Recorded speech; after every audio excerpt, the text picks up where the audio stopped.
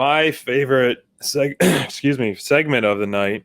It's like a two-parter. First we saw the Inner Circle promo from three members of the Inner Circle, and Ortiz, man, that guy. Listening to Jericho's podcast today, he was talking about Blood and Guts. I didn't get to finish it all the way, but it's a great listen to kind of get the story behind the scenes take and Jericho's take about Blood and Guts. But I really, Ortiz, man, he's fire. How he can be comedic, he can be serious, he can be scary, And we got some, Jericho talked about Ortiz Santana could barely walk after the match because he landed on a chair spot. So that's a legit injury. He's not in the penitentiary, which he probably could because of that fork, literally. So he was detained and arrested. And Jericho's mangled but still alive. But this was a great fire promo from all three guys. It's never over. As long as we are here, we will never stop. And they want a rematch right away. And it's not surprising to hear you loving what Ortiz brought because he's the best. So no, I mean, like I'm loving PNP so much every single day. I'm loving them more and more and more. Thank you for pushing them on me. Thank you. I feel like Santana and Ortiz, like you nailed it, SPD. You said like they can hit those comedy notes.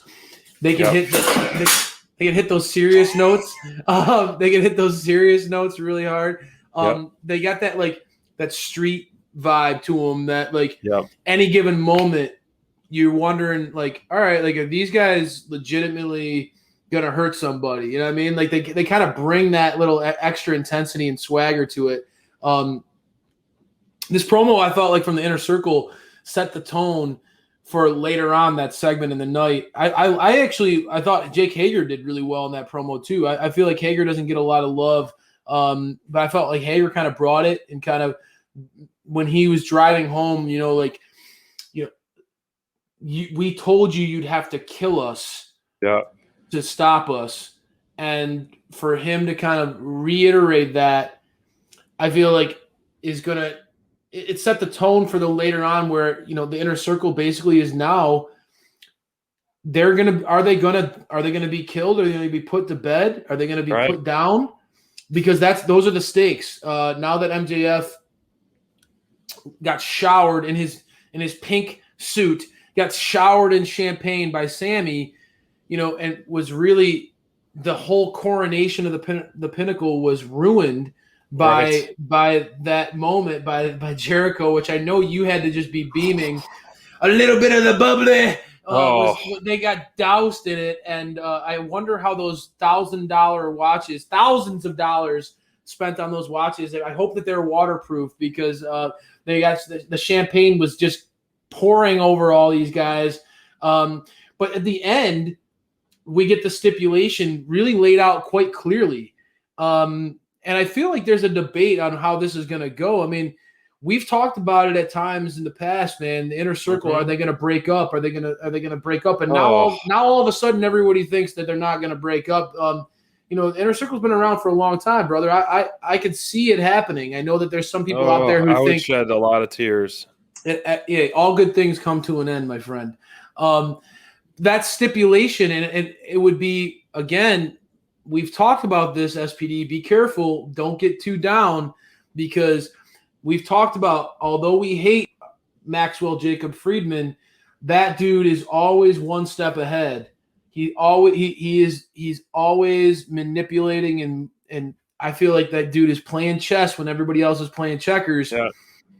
He may have the Inner Circle exactly where he wants them. This is an opportunity where he's got them desperate for a match with like a rematch. Jericho is clearly injured. Santana is out of the picture right now.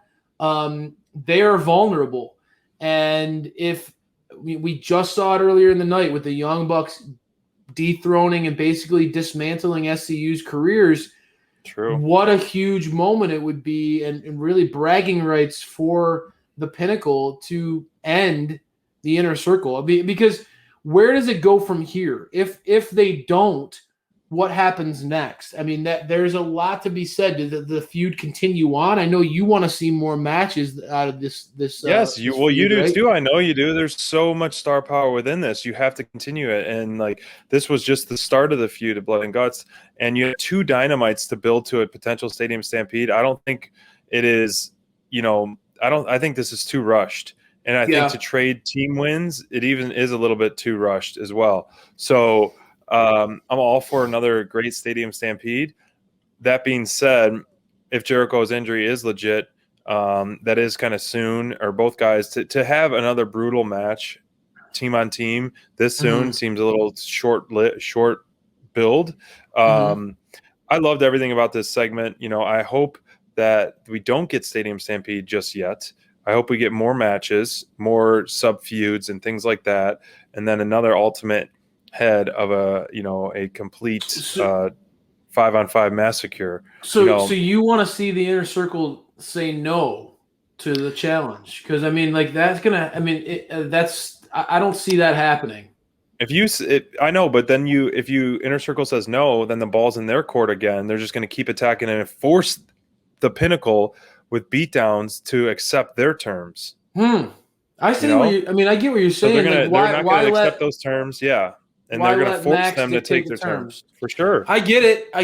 But I mean, mouth breathing pores, I don't know, boo, MJF, just bow. Oh, God, he's such a jerk, man. That crowd, but I mean, like, great. to be fair, I mean, the Pinnacle, I know that you're an Inner Circle mark, you're a Max for the Inner Circle, but I feel like the Pinnacle have the upper hand right now, bro. I mean, they won at Blood and Guts. So, like, if you want a rematch against the champs get to dictate who, like, when and where and the stipulation. I mean, I feel like it's only right. I know that we all hate MJF and he's easy to detest, but the Pinnacle did deliver, and I feel like we all want to see the Inner Circle get the revenge. I think if they come out, they accept those terms and they win, then I think everybody's happy. I think that, like, at the end, we all want to see. I feel like this feud, when